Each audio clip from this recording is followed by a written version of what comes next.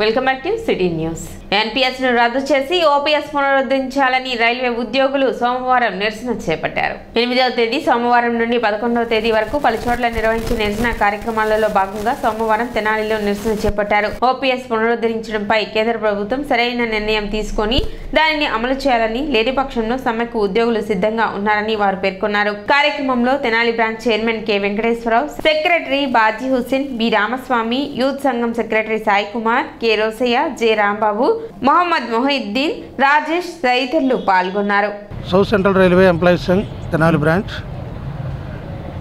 కేంద్ర ప్రభుత్వం చేస్తున్నటువంటి వ్యతిరేక విధానాలకి అనుగుణంగా south central railway employees Sangh మరియు national federation Indian railways general secretary garu అయినటువంటి మర్రి రాఘవయ్య గారు పిలుపు మేరకు ఈరోజు పాత పెన్షన్ విధానం కావాలి, కొత్త పెన్షన్ విధానం వద్దు అనే ఒకే ఒక కాన్సెప్ట్ మీద ఈ నిరాహార దీక్షకి కూర్చోవడం జరిగింది.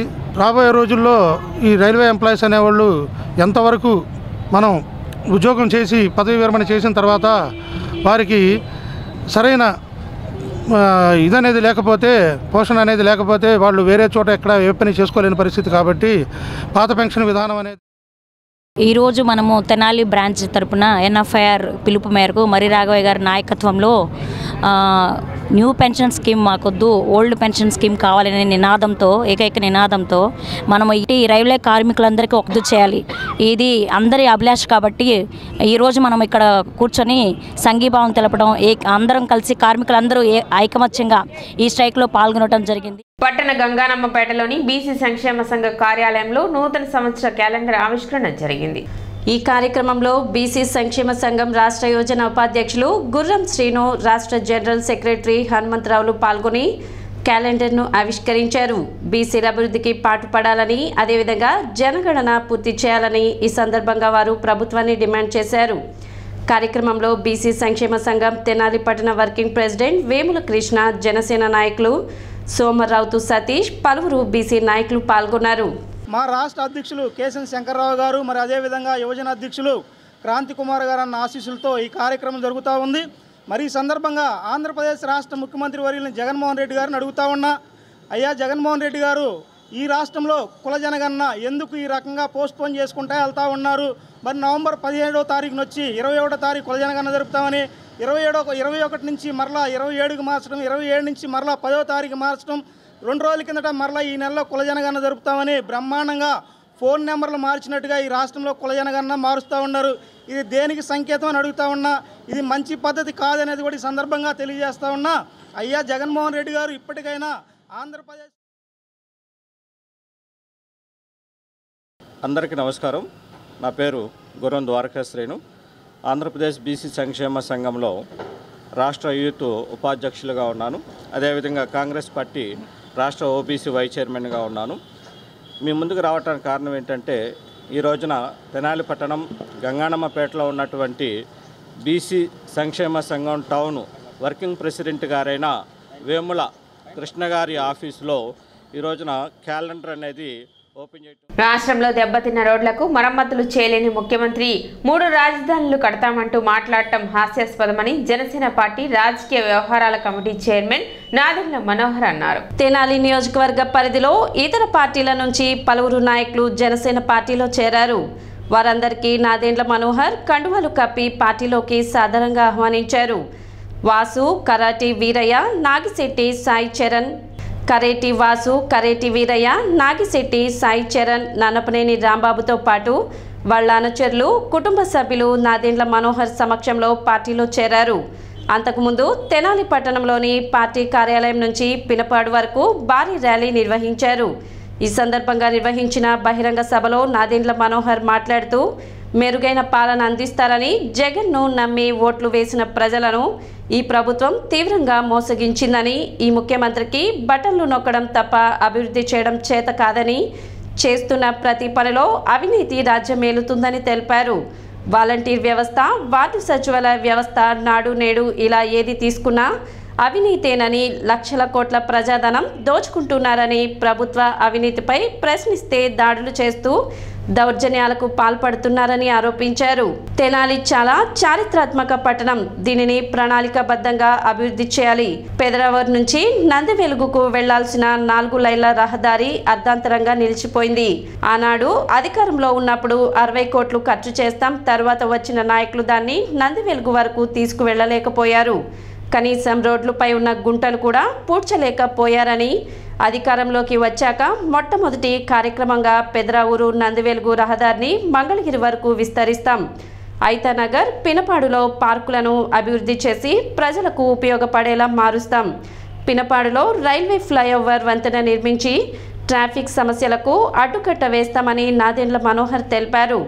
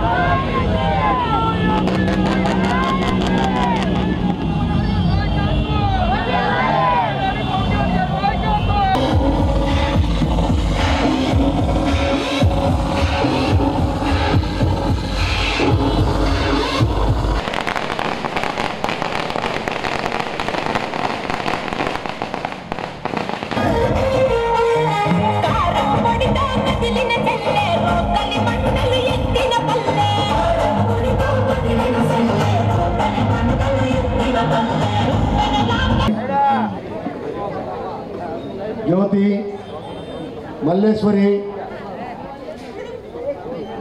అంకమ్మ, నాగమణి,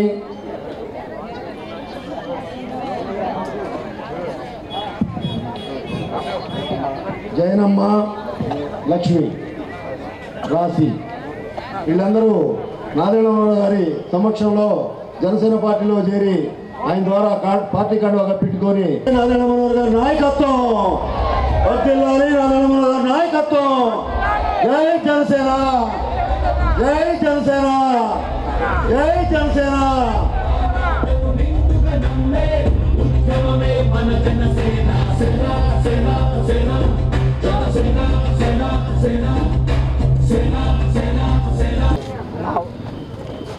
పదవులు మనం తెచ్చుకున్నప్పుడు మన ప్రజల కోసం మనం నిలబడాలి, మన ప్రాంతం కోసం మనం నిలబడాలి.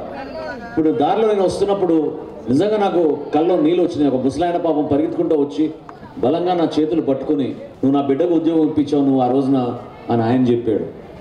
ఇప్పుడే ఒక మహిళ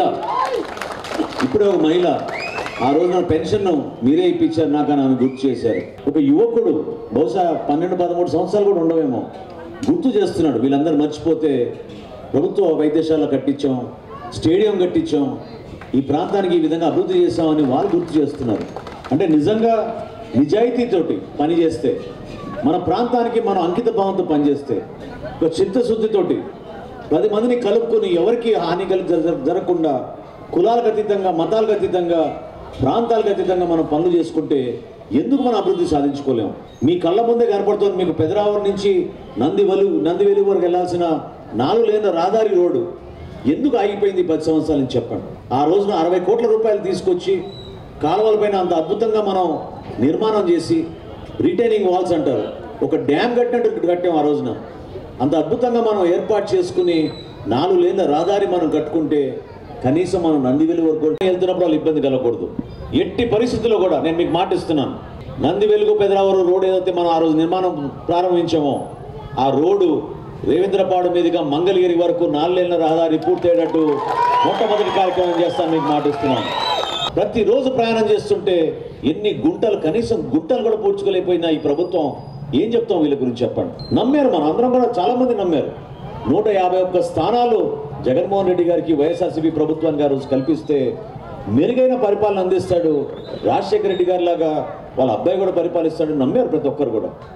కానీ కేవలం బటన్ నొక్కేశాను అని చెప్పుకుంటూ పోతుంటే స్థానికంగా మనం పడుతున్న ఇబ్బందుల గురించి ఎవరు కూడా మాట్లాడే పరిస్థితి మీకు ఎటువంటి రూపంలో కూడా ఈ ప్రాంతానికి ఎవరైనా వచ్చి అభివృద్ధి చేస్తామనే విషయం ఎవరు కూడా పరిపాలించడం కూడా కాదు, మనకి మన డబ్బుని ఉపయోగించి మనకి ఏ రకంగా ఫెసిలిటీస్ కల్పించాలి, అనే దానికి ఏర్పాటు చేసుకున్నటువంటి ఈ ప్రజాస్వామ్య వ్యవస్థలోని ఈ ఎలక్షన్ అనేది మాత్రం ఆ ఓటు విలువ మనం తెలుసుకోకుండా చాలా ఏదో 5 సంవత్సరాలకు ఒకసారి ఓట్లు వచ్చినాయి కాబట్టి వాళ్ళు ఎవరో ఈ టైంలో వస్తారేమో డబ్బులు పంచే బ్యాచ్, ఈ టైంలో ఇంటికి వచ్చేసి ఒక 500-1000 రూపాయలు చేతిలో పెట్టేస్తే రేపు పొద్దున్నే వాళ్ళకి ఓటేస్తే పర్యవసానాలు ఎలా ఉంటున్నాయి అనేది ఒక్కసారి మనందరం కూడా ఆలోచించుకోవాలి. అంటే 5 సంవత్సరాలు మనకి వాళ్ళు లెక్క కట్టిస్తున్నది ఎంత, మనకున్నటువంటి ఓటుకి ఎంత విలువ ఉంది, ఎంత పవర్ ఉంది, విలువ కంటే కూడా ఎంత శక్తి ఉంది అనేది ఒకసారి మనమందరం కూడా అనలైజ్ చేసుకోవాలి.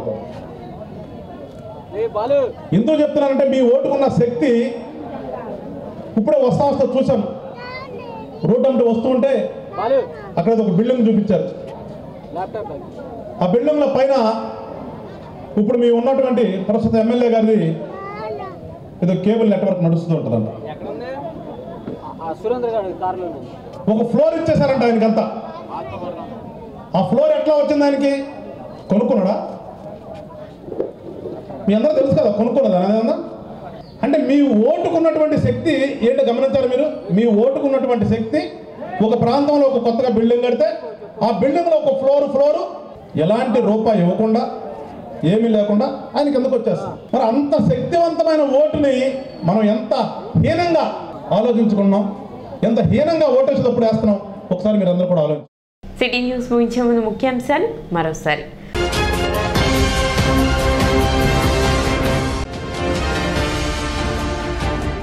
తెనాలి నియోజకవర్గంలో సోమవారం నుండి ప్రజా పాదయాత్రను చేపట్టిన మాజీ మంత్రి ఆలపాటి రాజేంద్ర ప్రసాద్.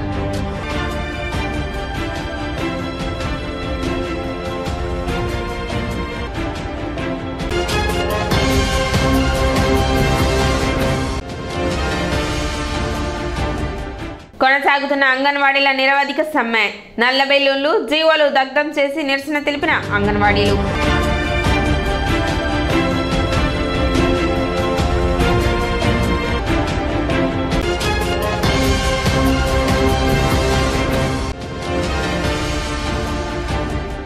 రోడ్లకు గుంతలు పూడ్చలేని ముఖ్యమంత్రి 3 రాజధానులు ఎలా నిర్మిస్తారు?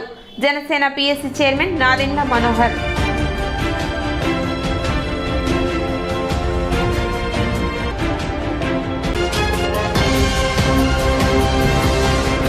సిటీ న్యూస్ ఇంతటితో సమాప్తం. నమస్కారం.